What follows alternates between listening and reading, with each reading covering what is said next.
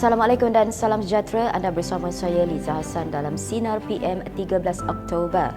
Ketika ini pelbagai spekulasi timbul mengenai situasi politik di negara kita.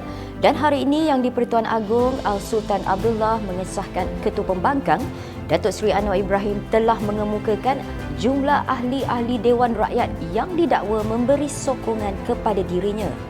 Bagaimanapun, kata Datuk Pengelola Wijaya Diraja Istana Negara Ahmad Fadli Syamsuddin, Presiden PKR itu tidak mengemukakan senarai nama mereka dalam pertemuan kira-kira 25 minit itu.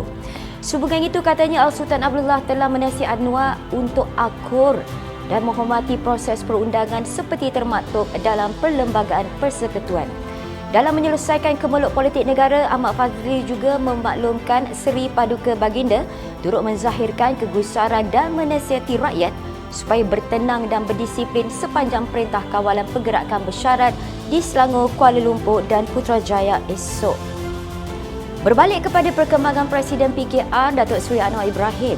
Dalam sidang media selepas pertemuan beliau bersama Yang di-Pertuan Agong, Anwar mendakwa baginda akan meneliti senarai lebih 120 ahli parlimen yang memberi sokongan kepadanya sebelum memperkenankan permohonan berbentuk kerajaan baru bagi menggantikan Kerajaan Perikatan Nasional. Beliau menjelaskan dalam pertemuan itu beliau sudah mengemukakan dokumen sah meliputi dokumen sahih termasuk dalam bentuk surat akuan bersumpah dan dokumen pengesahan ketua-ketua parti bagi menunjukkan bukti sokongan ahli parlimen yang dinyatakan. Beliau juga memohon semua pihak memberi ruang kepada Yang di-Pertuan Agong untuk menjalankan tanggungjawab mengikut lunas perlembagaan dan budi bicara untuk menelaah dokumen terbabit dalam tempoh 1 atau 2 hari ini. Dalam pada itu, Anwar menafikan wujud perjanjian bagi membebaskan individu tertentu apabila kerajaan baru pimpinannya dibentuk nanti. Kata Anwar, beliau menjunjung tinggi keluhuran perlembagaan dan kebebasan badan kehakiman serta berhasrat mereformasikan pentadbiran negara. Beliau menambah kerajaan yang bakal dibentuk nanti adalah inklusif dan bukan dibentuk atas dendam peribadi kepada mana-mana pihak. Pertemuan Anwar dengan Yang di-Pertuan Agong turut menarik minat DAP, PAS dan Amanah. Memetik sebuah portal, DAP, PAS, Amanah belum mendapat maklumat untuk menghadap Yang di-Pertuan Agong susulan pertemuan Presiden PKR Anwar Ibrahim pagi tadi.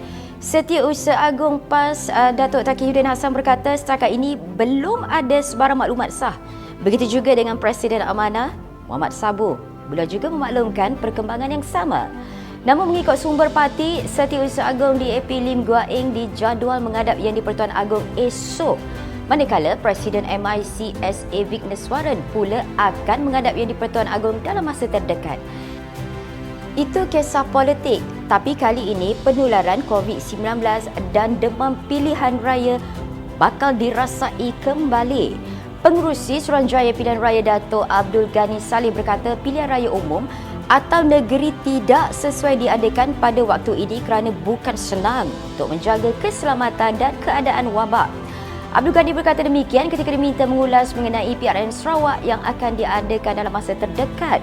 Sementara itu, SPR menetapkan PRK Batu Sapi di Sabah akan diadakan pada 5 Disember ini sejajar dalam perlembagaan dan hanya boleh ditangguhkan sekiranya kerajaan mengisytiharkan darurat di kawasan tersebut.